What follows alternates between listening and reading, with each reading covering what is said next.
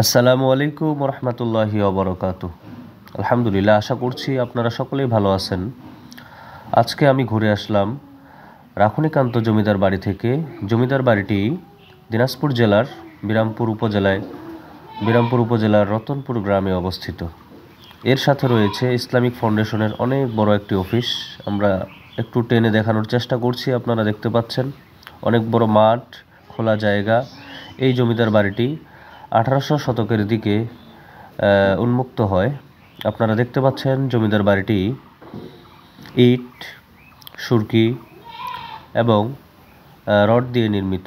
উপরে আমরা ট্রেনের যে লাইনগুলি দেখতে পাই, ঠিক এইরকম কিছু রড দিয়ে, শক্ত কিছু রড দিয়ে উপরের ছাদ নির্মাণ করা হয়েছে।